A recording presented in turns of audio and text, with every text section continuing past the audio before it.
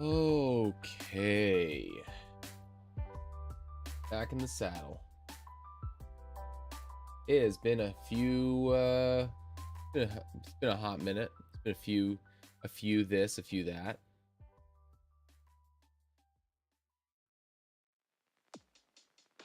Getting back to the good old basics of the channel, just making stuff. So, we're going to do a few things today. We're going to be going over the stuff I've been making for the next set of games I'll be running. This is not going to be happening for probably close till, I'd say likely until the end of this year, if not next year. Depending upon how quickly, how available all my players are over the course of the next 8 months, 8 to 12 months, 8 to 10 months, sorry. Because who knows, maybe we could be done in September and they could surprise me. But yeah, so we're just gonna go. These are all things I'm looking to possibly add / change for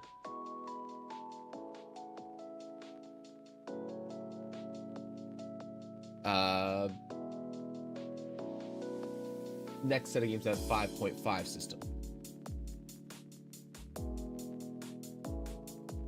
And we're gonna see you know, just how it goes. This should be rolling average hit points. This should be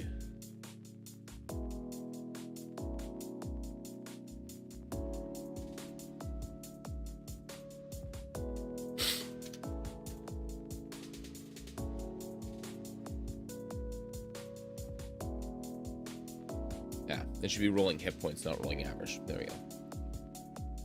Okay. So let's see here. When rolling hit points, you can not roll any lower than average for your class die. If you do, re-roll till you roll the average or greater. I think I'm going to change this to from rolling average to average or greater to you just get the average if you roll lower. Make it take a little bit less, but there is a sense of tension with this that I kind of like. I've been doing it this way for a while. I kind of like it. I don't see a reason to change it at this point. Stronger potions, D4s, D8s. There's a lot of really obvious reasons for this. I might need to go in and change my reasoning for this a little bit.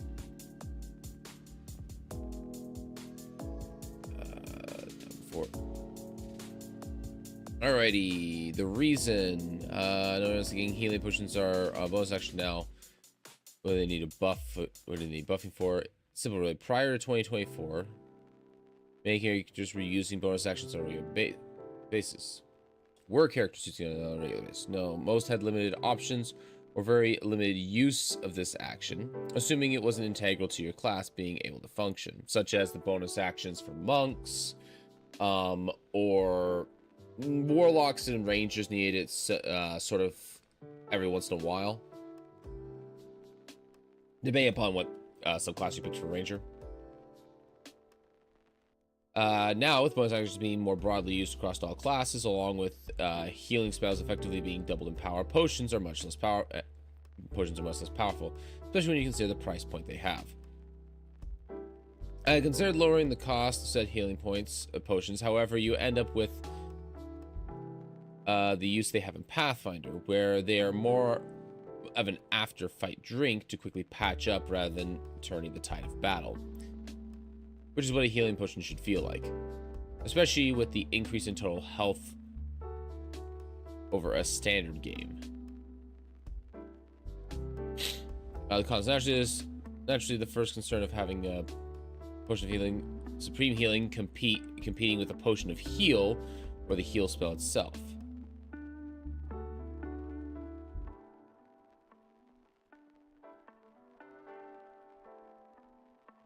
This should be just the spell's effect is more than restore hit points, so this becomes about whether you need more.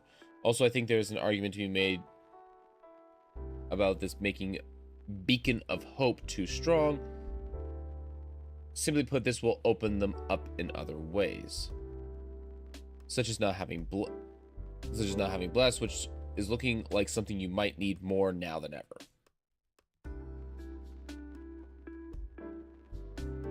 Oh, also there's one too many of those in there. Yeah, I think that's fine.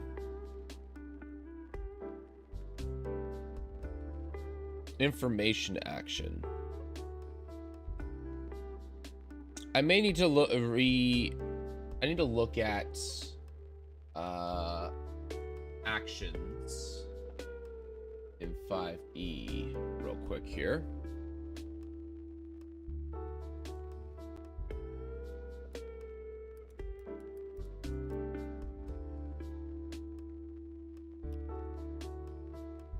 Where is...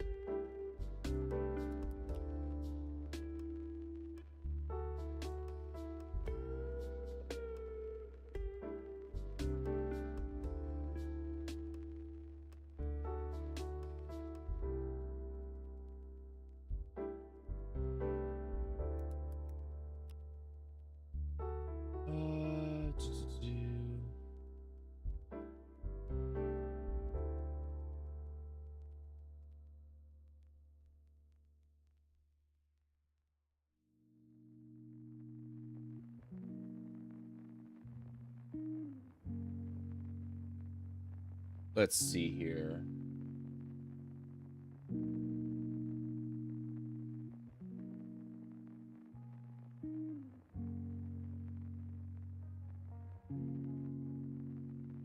There is a list of actions.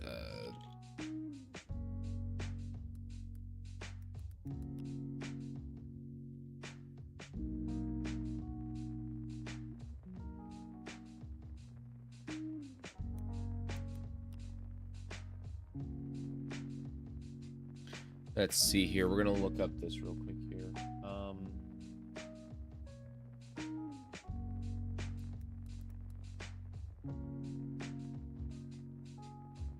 Here we go.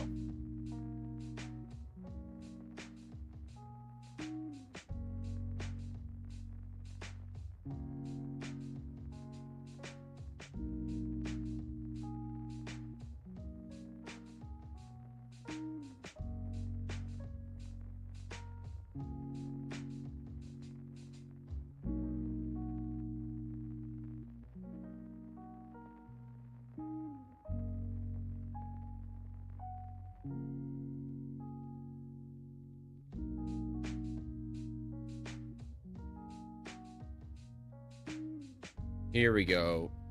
We may need to change this from information action to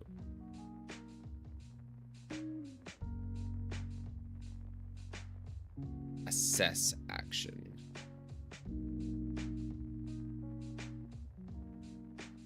I'm gonna actually change the way that I'm framing this.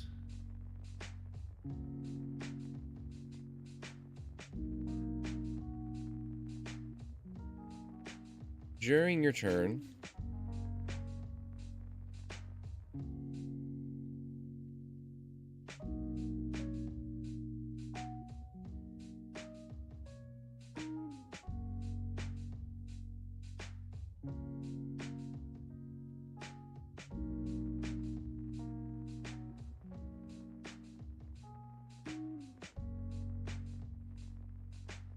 with information action, I need to be a little bit more precise with this. Precise with this.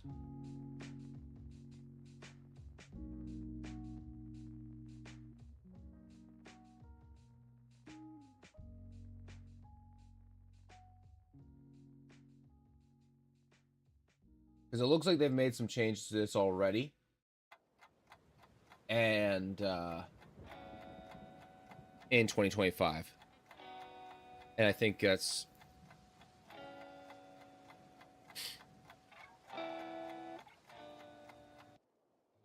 Alright. I do have a question, DM question. How does one make possible make a possibly unwinnable fight satisfying. They've been warned by NPCs not to go. So, I mean, you've already got the biggest piece of the pie, which is foreshadowing. The big thing about this is this individual needs to seem significantly larger than any hope that not just the players have, but anybody around them has. Because if others believe it possible, if anyone believes it possible, then they're gonna try. Part of the issue is that 5.5 does a really good job of just smacking you in the mouth and tells you to keep going anyways. So it's kind of hard to do that without conveying that to the players. Putting players in level 2 going after a dragon. I mean,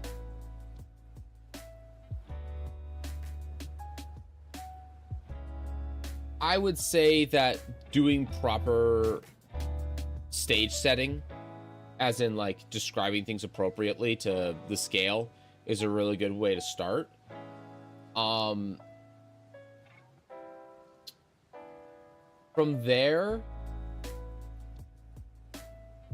another thing, one way to do this is if they're fighting something and if they have fought something that they didn't necessarily struggle with, but they felt the punch of, you know, the group of them had to fight it, and it was relatively challenging, and the dragon in this case just kind of shows up and smacks like 2 or 3 of them, no challenge at all to it or risk to it at all, that can definitely send the message fairly well.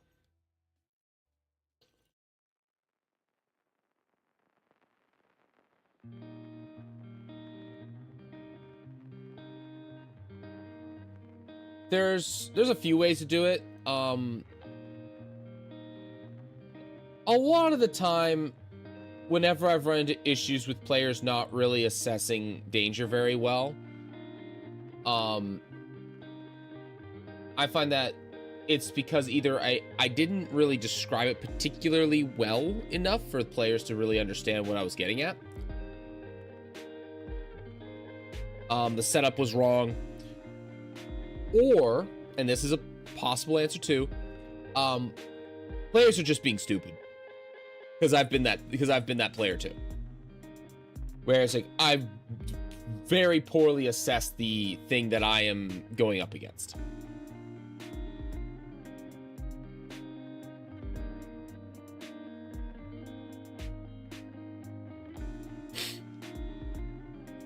So sometimes you're kind of screwed no matter what.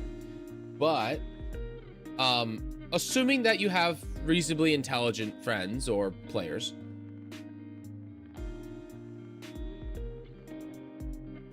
it's 2 new players, 2 old players. The new players are ones pushing forward, saying slaying a dragon sounds cool. This is where I would say it's kind of the responsibility of the veteran players to kind of chime in and go, it's like, you know, you're right. It does sound cool, and it is cool. But dragons are very dangerous, but it sounds cool to fight a dragon and kill a dragon because dragons are like the top of the food chain of all food chains. You don't pick a fight with a dragon lightly. And another way you could do this is like to keep them from actually being able to even fight in the first place is to just have the environment bully the shit out of them. Because most dragons have environments that favor them and bully players.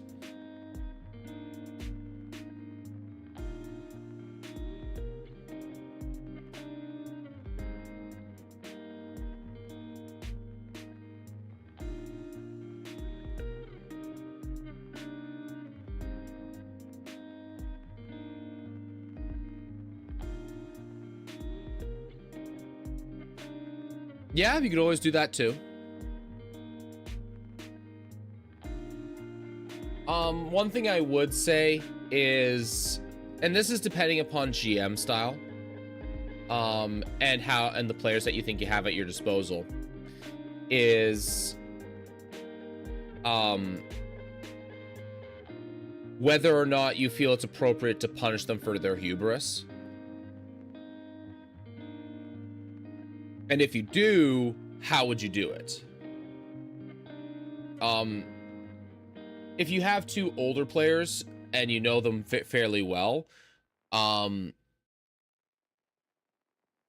if you're in the mindset of you don't have a problem with characters being kind of, you know, put off the chopping block or put on the chopping block a little bit, having one of the veteran players, this character end up dead is usually the safer option over the newer ones, because the newer players are usually a little bit more, you know, they're a little bit more protective of their precious character. Again, that's an option that, depending upon what kind of players you have at your table. Let's see here. Search. You may, this requires italics. Search.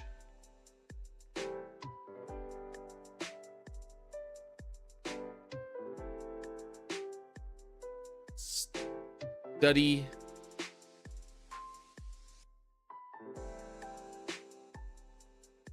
My idea is attack them when they dismount their horses and breath weapons, show them the might and possibly back them off and back with their mount. Say the horse. I mean, yeah. That's a good way of doing it. Because then of course you can announce the damage that the dragon does, and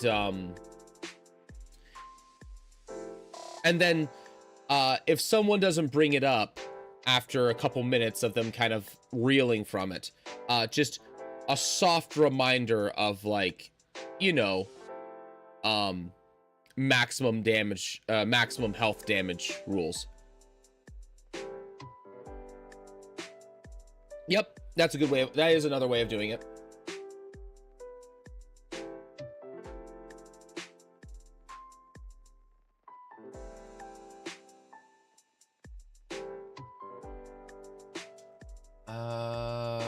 Let's see here.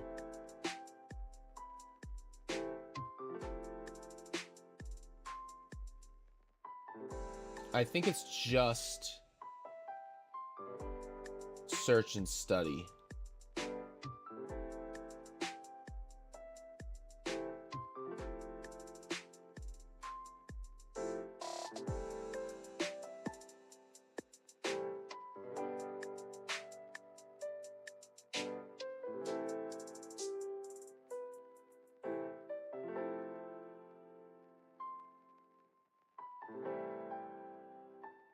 Yeah.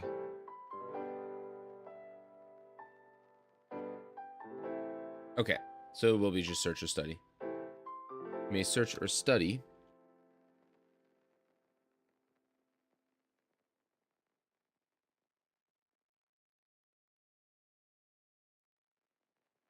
a creature or section of space.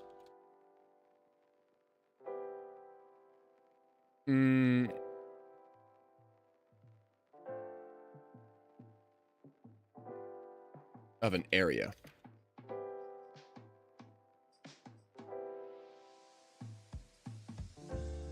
On my homebrew world ATM, but for this I've only run /altered official modules. Oh, fair enough. Honestly, I've been doing this game for like over 15 years. I think it's like close to 18 years now, and which is actually most of my life. And I've never run an official module, and I've only played like official modules like twice.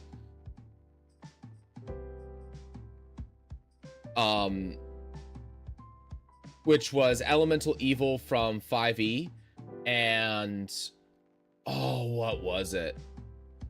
It was a 3.5 module. I don't even remember what it was. We've always done homebrew stuff. Like, we've always done homebrew stuff. Hey, Mugs. Welcome, welcome. All right.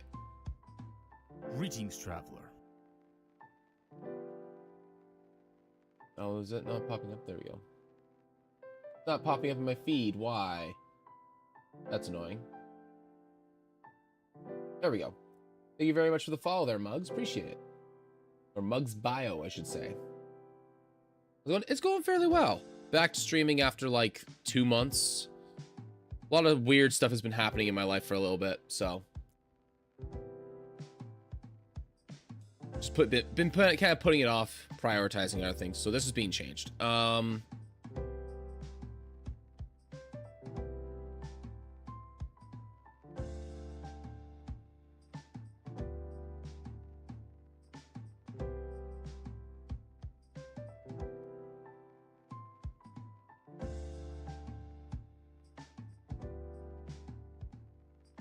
In the room. Well, I mean, this is actually already kind of stated in the thing here, because search lets you just search for state of mind, search alignment of cause of death, search for missile creatures or objects, track food. Yeah, so it's already in there.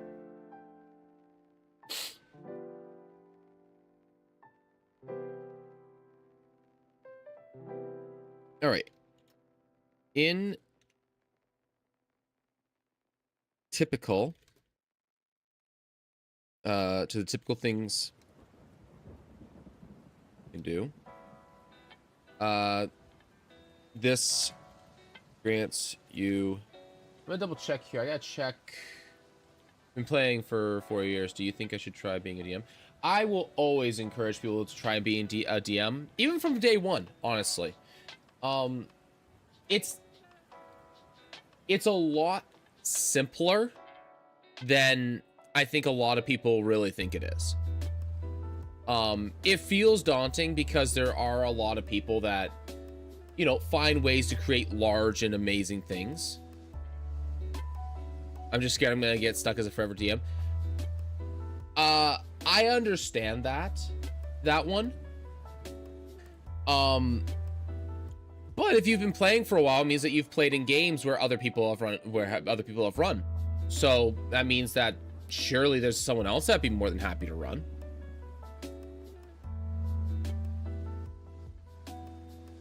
Like, I play with a bunch of different people. I think I'm running I'm running 2 games right now. Both have 9 people, grand total of 9 people between them.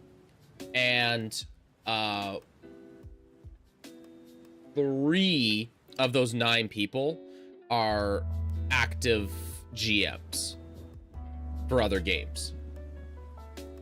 One of them runs a Starfighter game that I play in, which is an absolute, like, it's a blast. It's as silly as you would think. Start DMing, do keep the party size to the small. Yeah, try to stick to like 3 to 5 and no larger. And no smaller. That's like the best piece of advice that I can give. Do not go higher than 5 people, like, or lower than 3. Because the game is designed around 4. And, you know, plus or minus 1 is fine. But going past that makes things really, really messy for balance. As well as, like, spotlight time for like limelight time for players. Like, you have to start managing a lot of other things that are just harder to manage. I'm gonna check the study action here. When you take the study action, you make it intelligent check to study your memory, a book, a clue, another source of knowledge to call your mind appropriate piece of information about the area of knowledge, suggests the skills. Okay. So this is just gonna be a little bit more specific. So I'm just gonna check information action here. For example. All right, I'm gonna expand on this.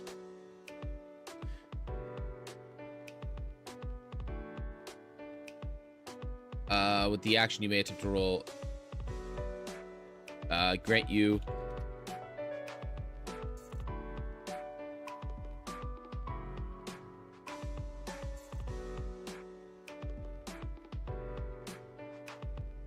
Not information. Grant you mechanical information on the creature you are fighting.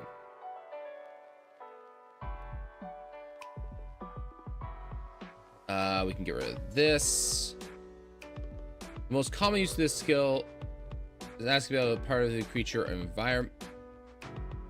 I actually change the way this phrase. The most common use of this in combat is asking about a creature or part of the part of the environment.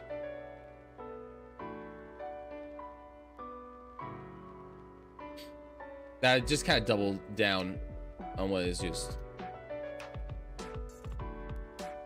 It can be used to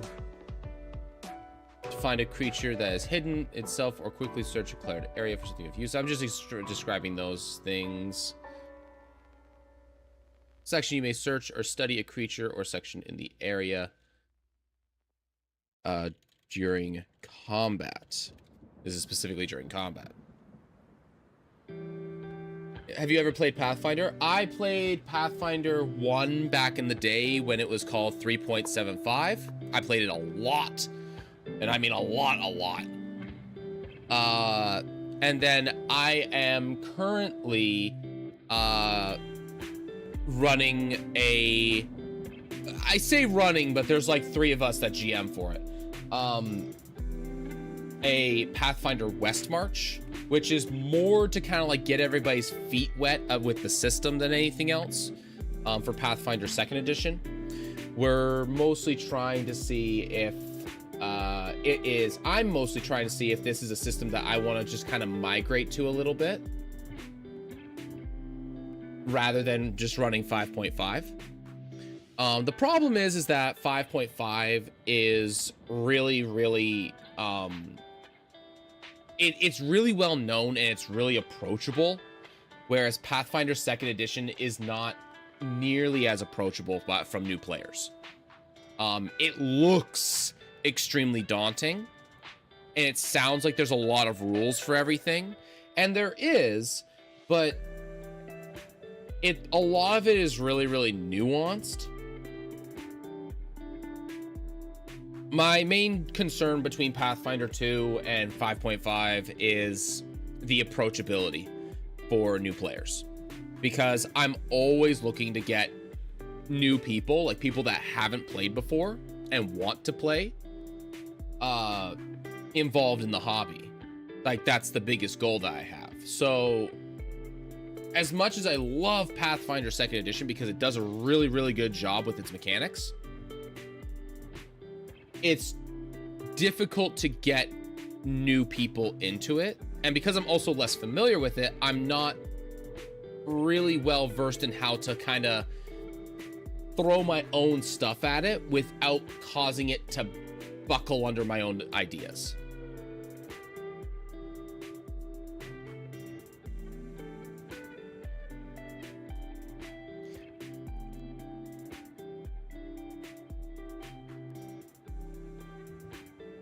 Allowing you to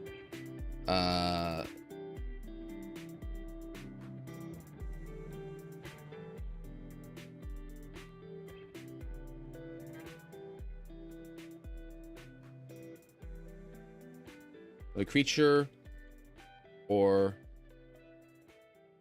properties of a creature or object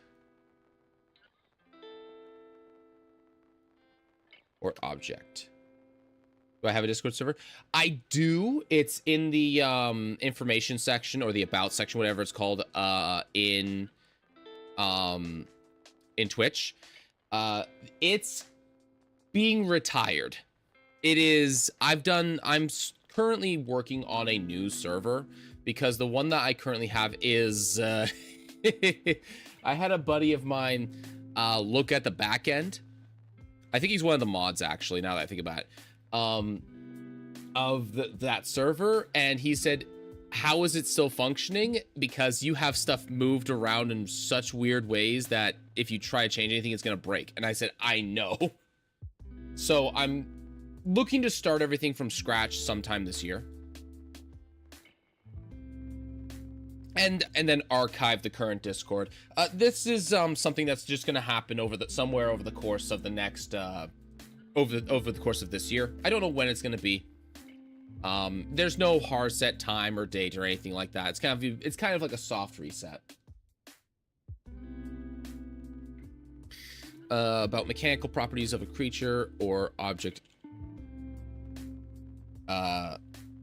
within your view. Reboot is a good way of putting it. I don't like to say reboot because reboot just reminds me of like one of the greatest Canadian shows ever, or one of the greatest animated Canadian shows ever.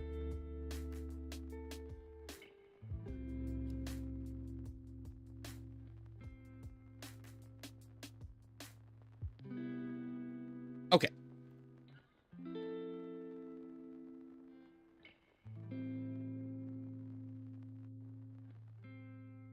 Oh, and the reason that you're asking about Pathfinder is because of this information action that I'm saying is that I'm adding to the game, which is basically the recall knowledge skill from Pathfinder 2. Good eye.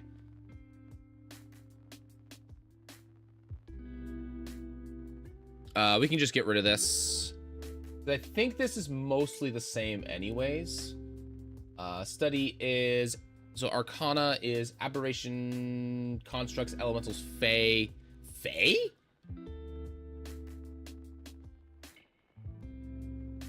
And monstrosities. Beasts or dragons, oozes. What is this? What is this list?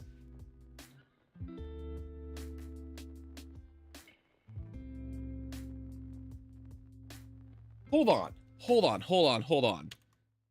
I gotta freak out about something here. Okay. So, ooh, it actually formatted it nicely. Religion, okay? This makes sense. This makes sense. Okay? History, giants and humanoids. This makes sense. Humanoids is a pretty broad category, generally speaking. This is fine. Arcana, monstrosities, not a fan, but I'm like, okay, sure, I can let that one go. Elementals, constructs, aberrations. All these things make sense. I'm okay with this. Aberrations, you can make the argument go into religion, but whatever. Fae.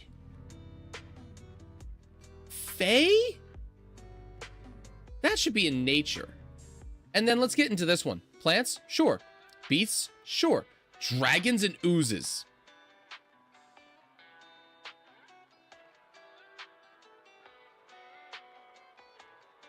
Someone explain to me why dragons and oozes are in nature. For like baseline 5e, for baseline 5.5.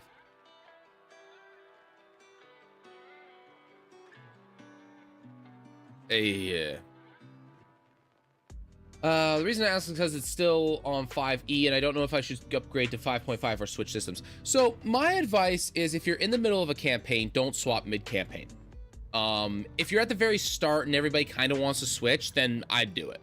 But the games that I'm running right now are currently they're multi-year games, and players are at level 13, and I asked them if they wanted to swap a year ago, which they were at level, like, I think at level 10 or something like that, level 9 or 10. And I said, do you guys want to swap? And everybody just kind of looked at each other like, no, we kind of like, because everything has to change. Items, because I do a lot of homebrew items too, and they're designed with 5e in mind, and 5.5 changes a bunch of stuff, and we'd have to overhaul a lot of the characters because character creation is different. So it was one of those decisions that we decided that, no, we're not going to do that. I personally, and after talking to a couple of the players who are running 5.5 oriented campaigns,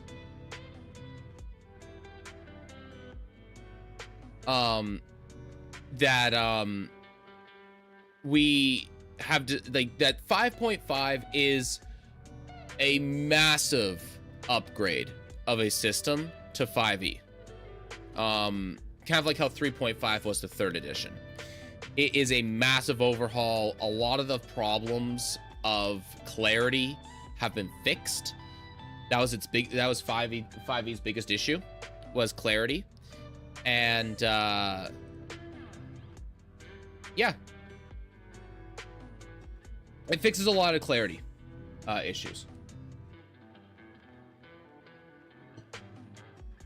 Campaign hunting I haven't played for like 6 months because my dad passed away. Oh, I'm sorry to hear that.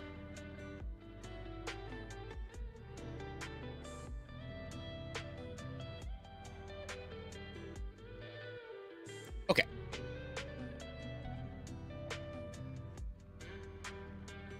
This is literally the same list except for I put oozes in religion.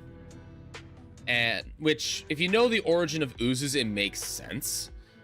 And then I put Fey and monstrosities in nature instead because they're a little bit more commonly put in there.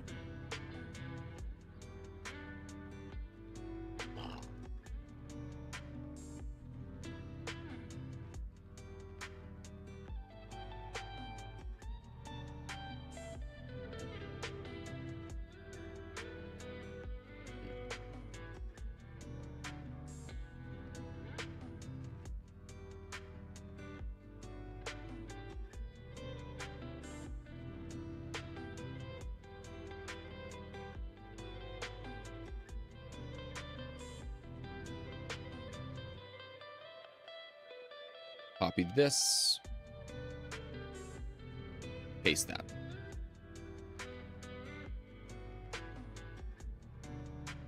Wait a minute. Oh, okay. Yeah. Okay. Get rid of this. Welcome back, adventurer. Oh, who's that one?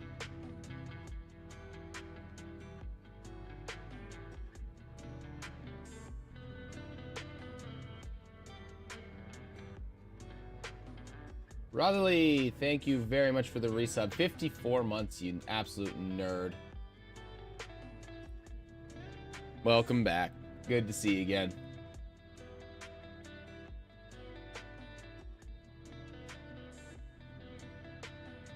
How's it going?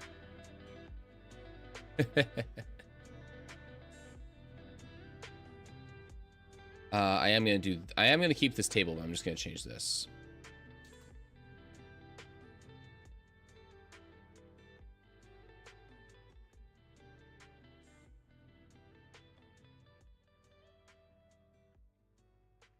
Nature, this, and then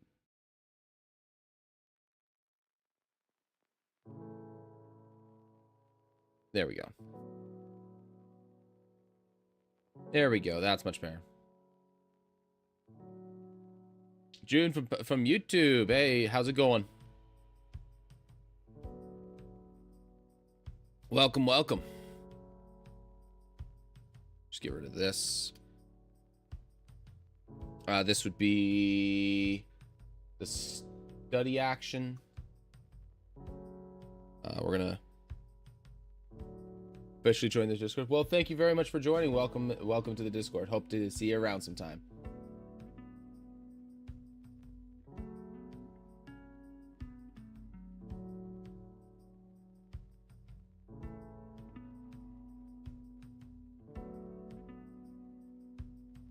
All right, let's see here.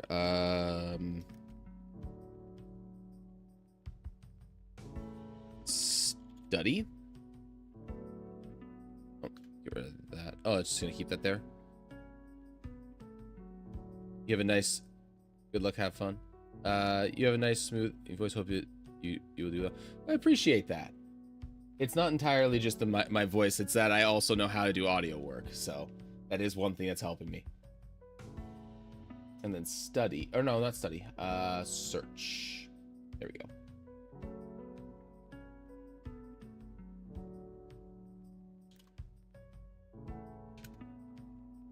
Oh my gosh. There we go.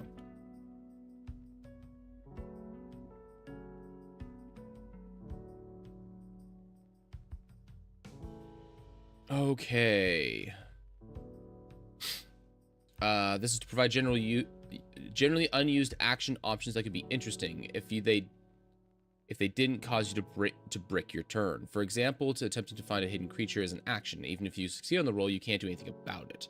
Maybe other GMs are cool and will let We'll let you point them out for the rest of the party, but even so, that just kills a whole turn.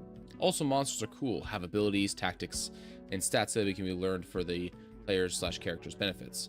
The most relevant skill is when it comes to the questions asked, or the target of a "tell me more about this" is used for the D20 test. Very nice. What up, gentlemen? Not a whole lot. Just going through some house rules and some things I'm going to be using for my future games. Primarily built around the 5.5 system. I have a lot of stuff that I've done in the past. I'm just trying to rephrase them and reintegrate them into the actual existing rule set, rather than just having it my own thing. For example, the information action was something I've always had, but there's a better way to integrate it into the 5th edition system this time, which it didn't have that before.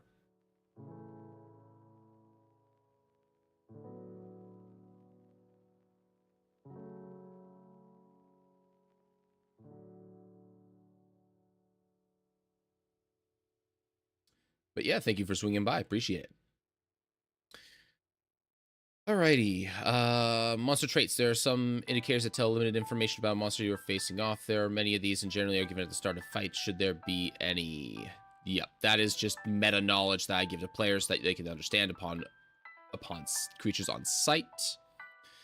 Active threats. During combat, creatures you fight will ignore a creature that is bleeding out. Moving on to more active threats. What is the reasoning that I gave for this? Also, I need to check my monster traits. I just put a bunch of traits in here. I did put a bunch of them in there, but I need to finish that at some point. I'm doing it for the first time here soon. I'm curious to see what other people's process. Oh, that's fair enough. If you want my humblest opinion, one of the best things that you can do if you're GMing for the first time is run a module. Run a module is, I've done a lot of reading on a lot of modules. Just take any highly regarded module and just run it. Obviously you have to adapt it as needed, but that is probably the best thing that you can do when it comes to a first time go.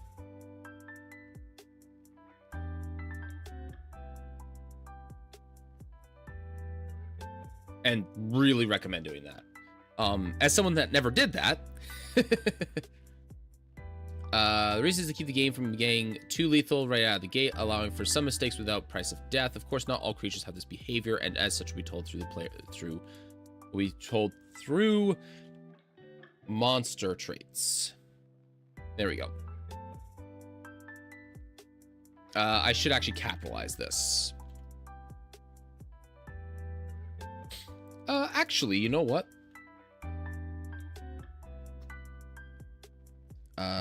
No, it's, there we go. Should link that instead. Passive perception. This is only used as a DC for monsters to hide well enough to be, needed for to be found with a search.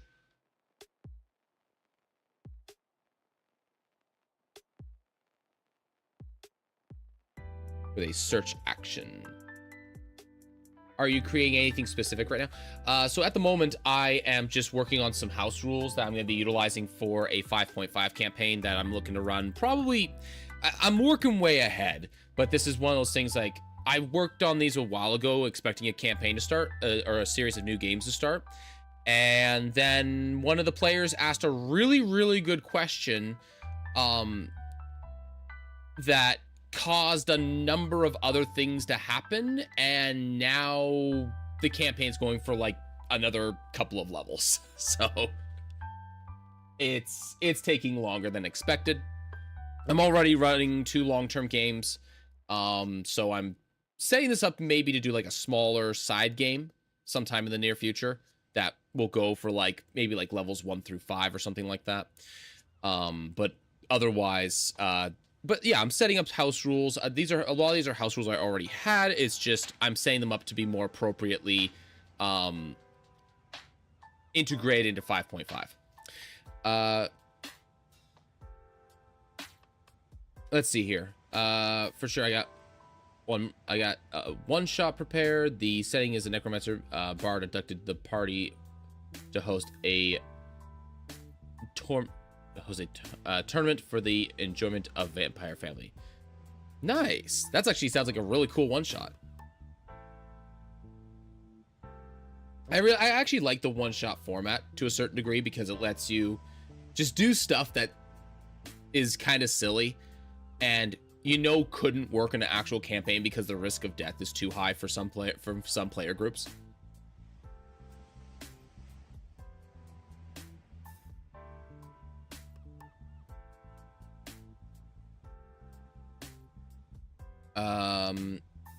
Oh, I need to copy this because this is a better way of phrasing it.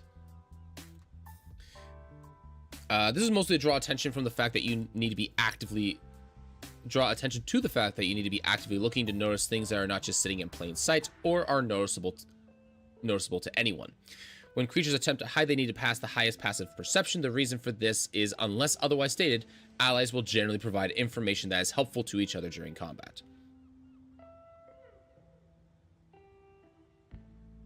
Creating a wizard who is a character who is a wizard librarian. Nice. Classic. All right. Traps and hazards. Find traps is not a passive action. You need to find traps, you need to be looking for them with an investigation check. While a trap can be found,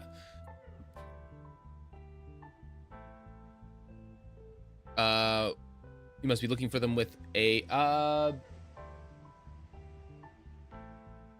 is this set into the study action? It is. Okay. So I see what they've done now. Okay. The investigation trap with an investigation check. When a trap is found, a character may attempt to disable a trap with a thieves tools check. These tools may be used with dexterity or intelligence for this role. Hazards on the other hand are, there should be a comment here, are not made with the intent to harm and are noticed by creatures that are looking about with perception. This still requires the character in question to roll and hope for the best. The funniest thing I've ever said in a campaign was, I'm gonna open the door and then check for traps. My favorite thing that ever happened with a door was when, because I still get people with this sometimes, is when I describe a door and I say that the door is ajar. And then the player in question just looked at me, go, wait, the door is ajar. I said, yeah, the door is ajar. And they're just like, why is the door ajar? I said, I don't know. Why don't you go and inspect it and find out why? It's like, no, but why is it, like, is it made of clay then? And then and then I realized, oh, they think I mean an actual jar, not it's slightly open.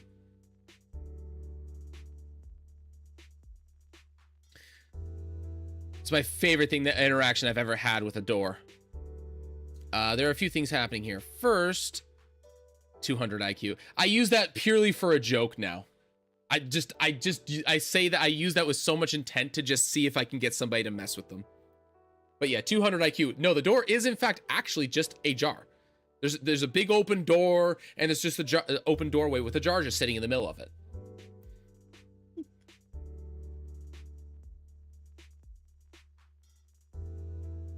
Oh man. First is shorthanding and separating investigation and perception. Both do different things, and this is to help clarify that. Along with it, always keeps along with that, it keeps it keeps away from rolling 3 things just to get past a door. As for changes to thieves tools, this is not only to help the more learned types of rogues, but it also helps to lax the hyper reliance on dexterity should someone wish to play away from it. There we go. Trying to figure out what you meant. The best one is making the first door in the dungeon traps, so they check every door for traps. Well, yes, exactly. I feel like there's a better way for me to frame this.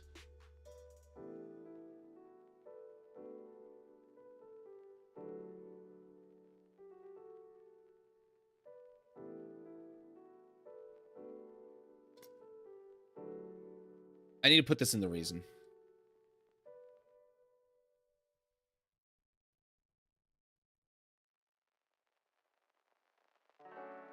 To clarify that. I should also do this. Yeah, that's more of style than anything else. It's hard to say. Both the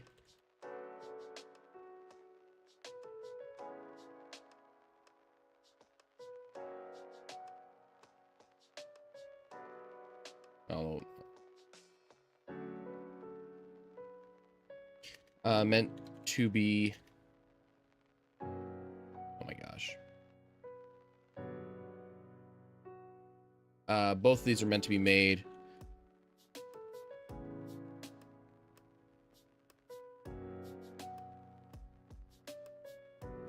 as exploration activities. Meant to be made as exploration activities.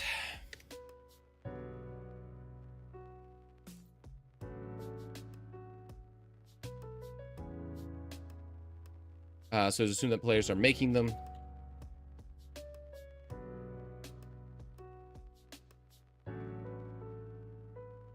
So it is not missed.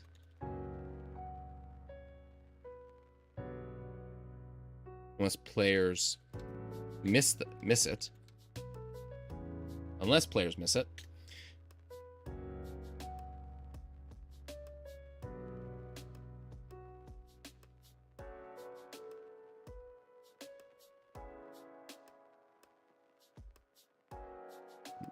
By useless rolling.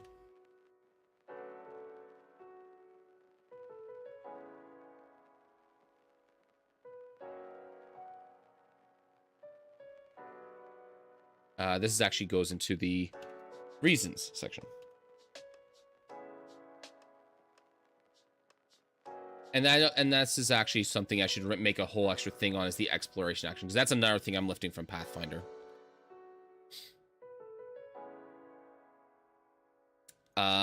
This would go...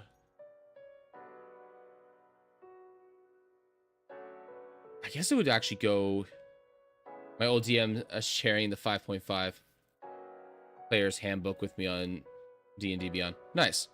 If you don't have the source material and you need and you're unable to purchase, I will always encourage people to purchase anything and everything that they can for their hobbies. But if you find that you are strapped for cash and cannot afford to purchase your hobbies, I am a proprietor of culture. This is a piece of culture because it is art. And I am a proprietor of art is not for the people that can afford it only. So if you require a good resource, and I think this is just a good resource to be able to find anything that you need quickly anyways. If you search 5e tools in Google, it's 5e.tools is the website. It has everything related to 5e and 5.5 on there. You can search anything, it will bring it up. You have to go through and mess with the filters a little bit to make sure that it's curating what you want. but you can find anything and everything on here. Player, GM, and otherwise. It is a phenomenal piece of, it is a phenomenal resource.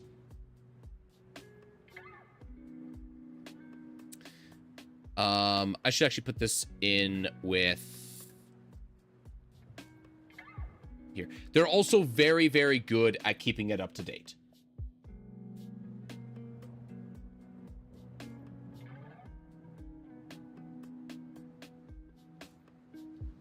Exploration activities.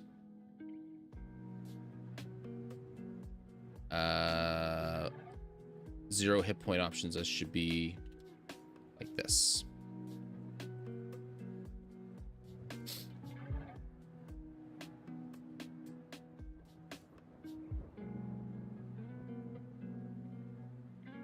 Oops.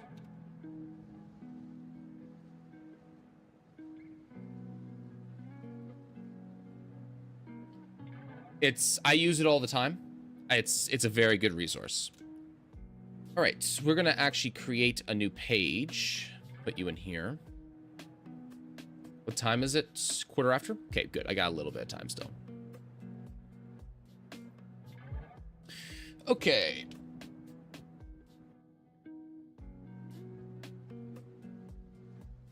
During exploration.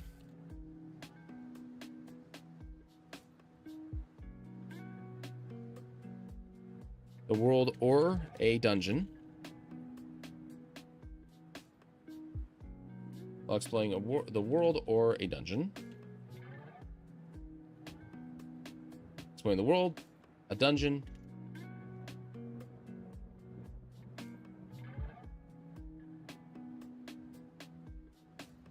Or even just traveling. Let's see, E, idiot.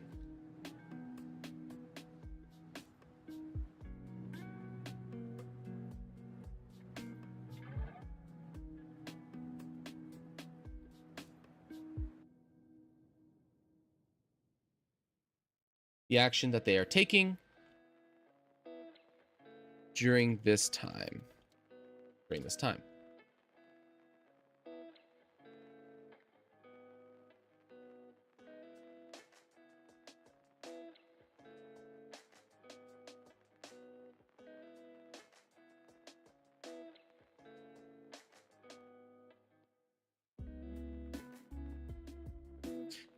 Perception.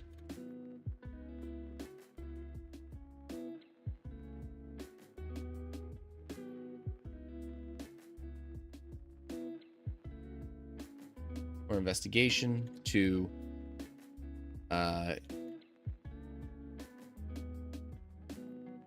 keep the party from being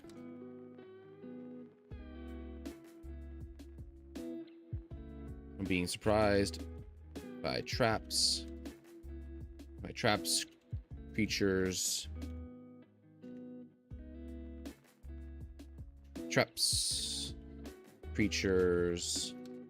or hazards.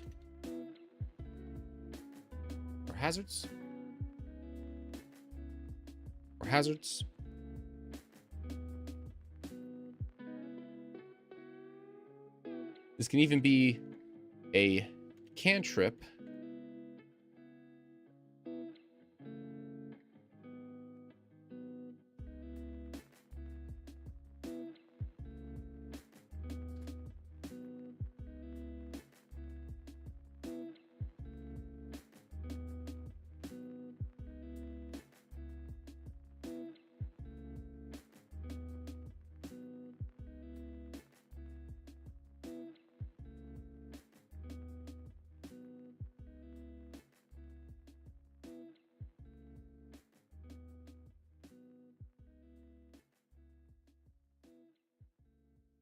The limit to this, oops.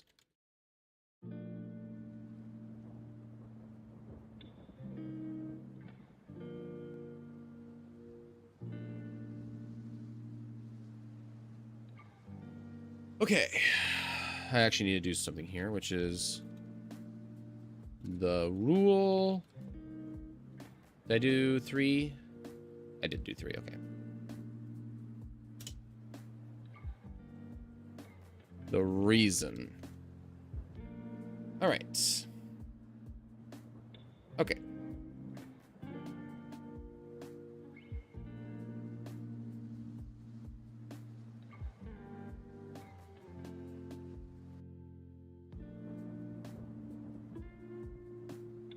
What's 75E undead creatures? Oh, buddy. I really like the white. The white is a really fun undead that I like. But the big thing I like about undead is technically every creature can be undead. You ever fought an undead dragon? Oh, buddy. Have fun with that.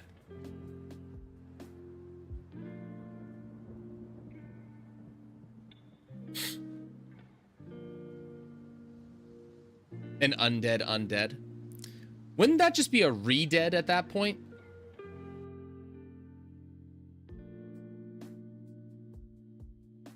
I think that's a re-dead. So I think it's just the Legend of Zelda dead creatures.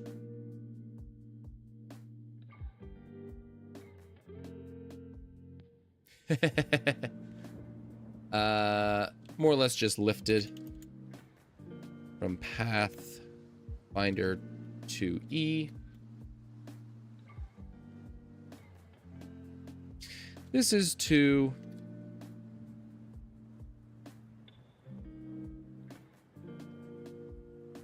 actively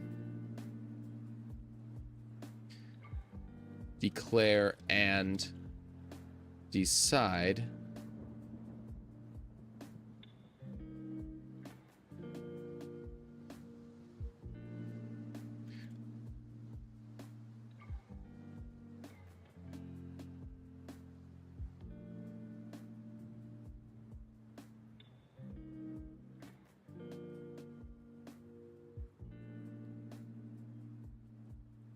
at a regular pace.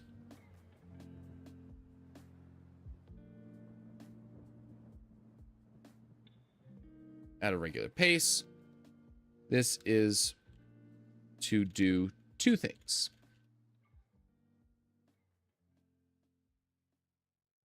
First,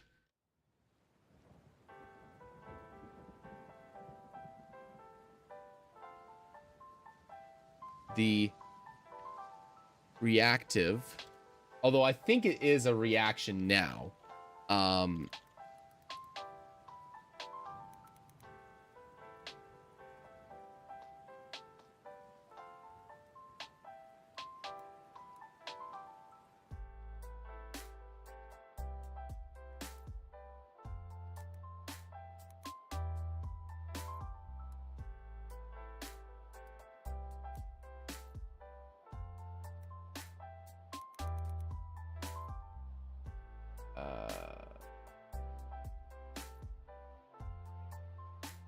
let me see here. I believe, did they change guidance to be a reaction? No, guidance, okay, so that was just playtest material. Thank God.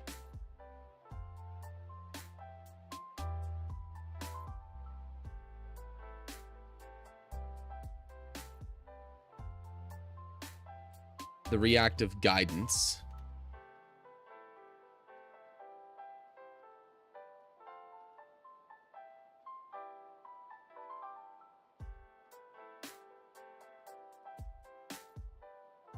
Casting that players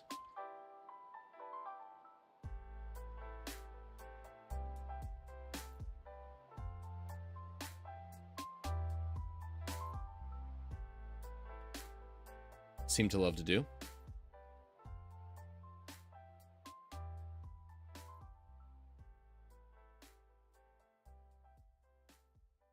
I should actually put reactive inside of quotations here. The reactive guidance that players seem to love to do.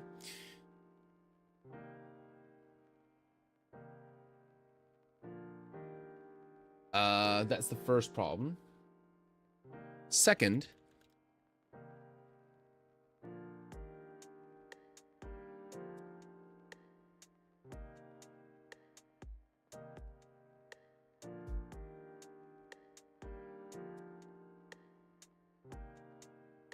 It makes it easier for both the players and the GM to understand what everyone is actually doing.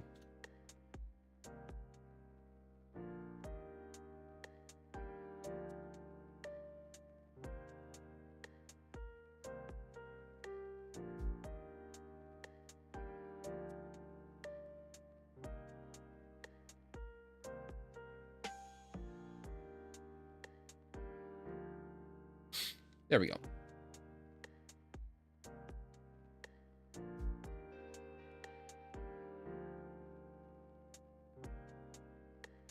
Okay, there we go.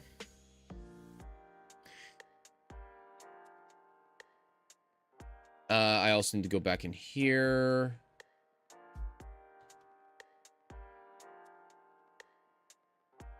Do that because it has an addition to it. Okay, it didn't do anything. Okay, good.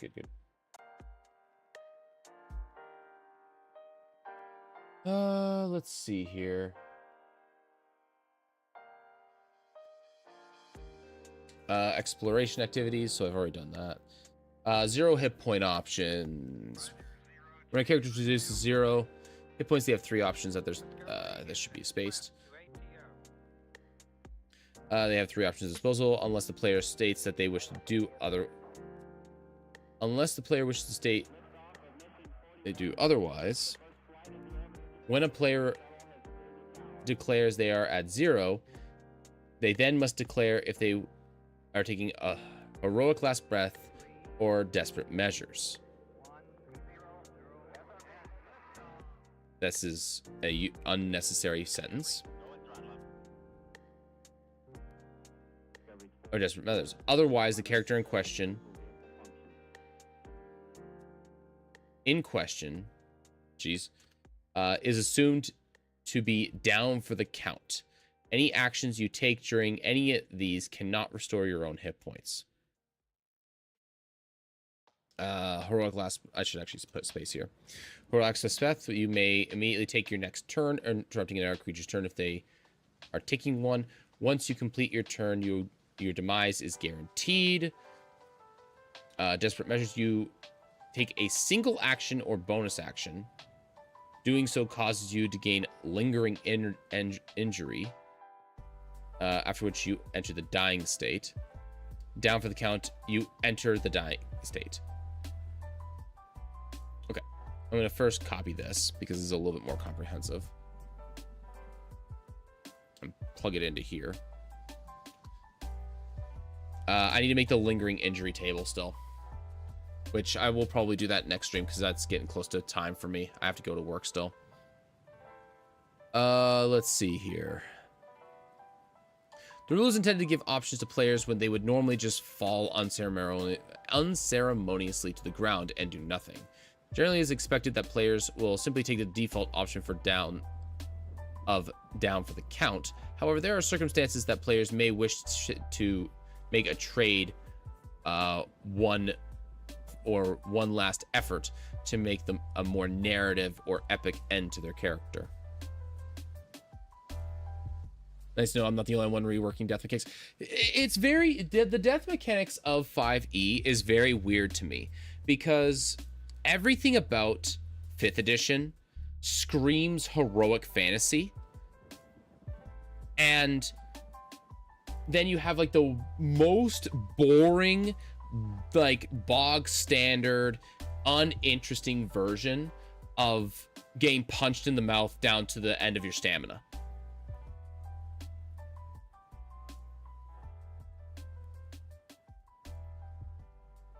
Like, is it normal to just go down for the count?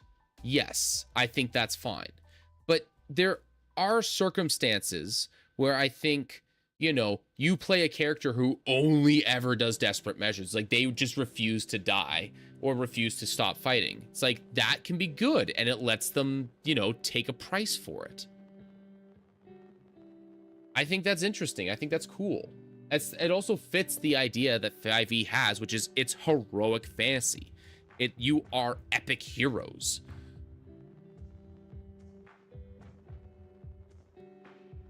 Like, there is so much about 5e that screams, I am going to go fight a thing that no one in their right mind should ever even consider fighting.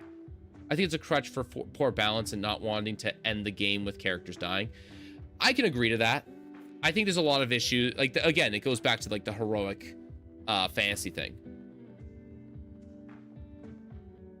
Again, it being optional really, really works. And this is not a new idea. This is something I've definitely lifted from like other systems. Other systems have absolutely done this. So that's fine as is. Caster's privileges. Casters are not subject to casting a single level spell in their turn. You still must have the appropriate action economy to cast them. Furthermore, spellcasters need not have a free hand to cast spells with somatic components. I'm debating on removing the somatic part of this. I'm gonna change this. I'm gonna change how this is phrased.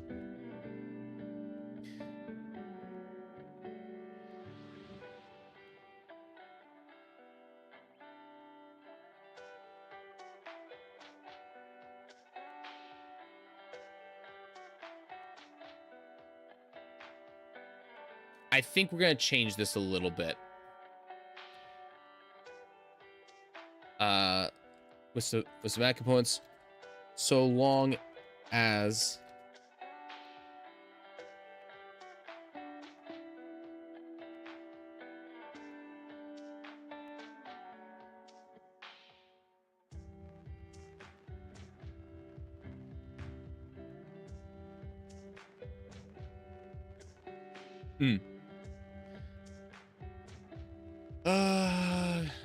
components.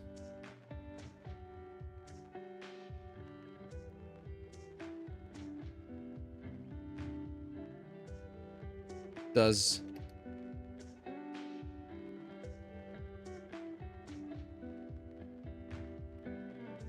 should the have the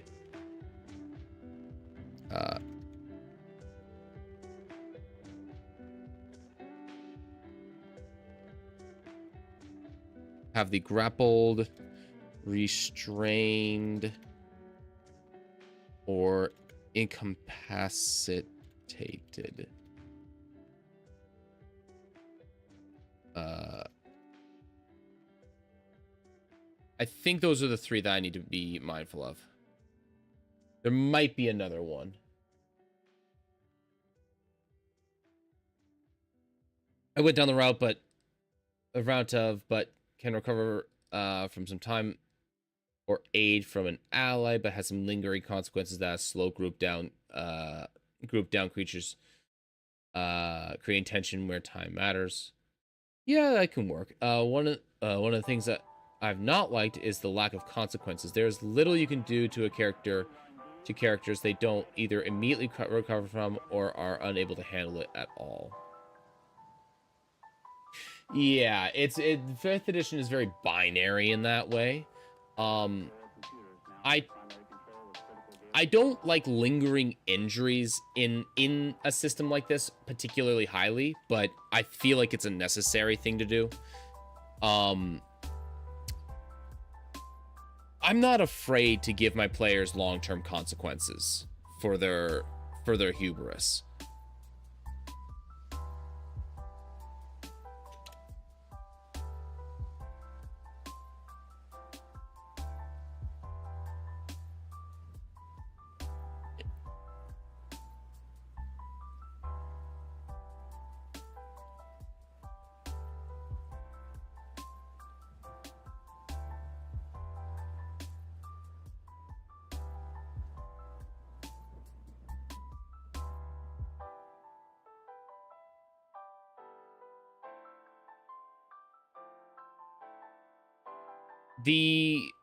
There's so many ways for players to just kind of get out of jail free the law stuff because of the lack of long-term effects from a lot of things that kind of requires the GM to be a little bit more on the creative side.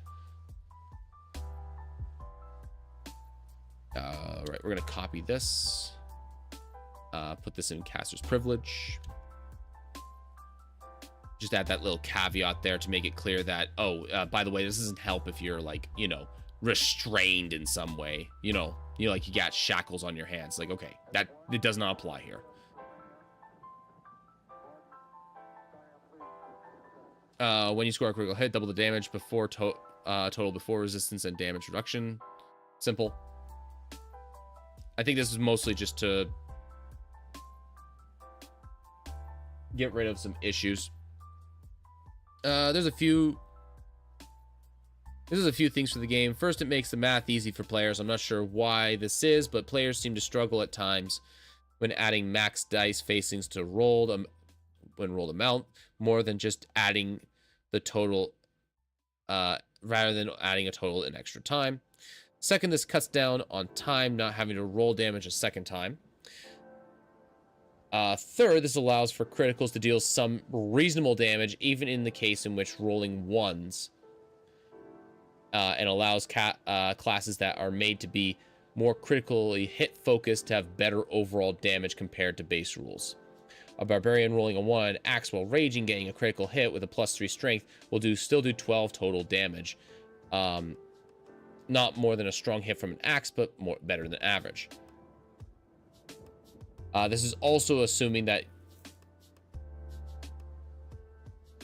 they don't have like great weapon fighting style or anything like that.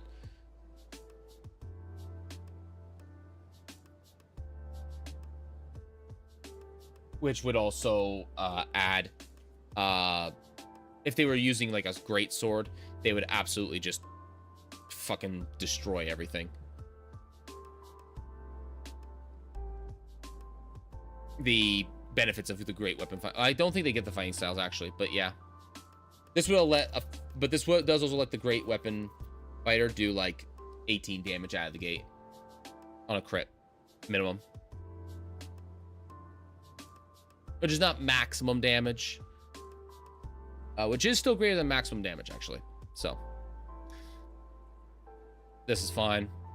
It is 6:35. I actually need to get going at this point, unfortunately. So thank you very much for everybody for swinging by that did. I appreciate you guys. If you want to see when I'm live pretty much trying to be live most of the time in the mornings at around this time. Greetings, traveler. Not always am, because my work schedule kind of messes with me a lot, but it seems to have stabilized a little bit in recent days. So I'll try to be on as often as I can be in the morning. And yeah, really appreciate you guys for swinging by. Like I said, thank you very much, Cafe Claire. Appreciate it for the follow.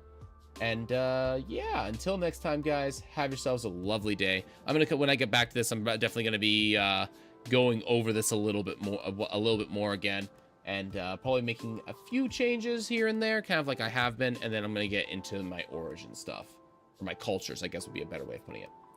All right, till next time, guys, have a good day.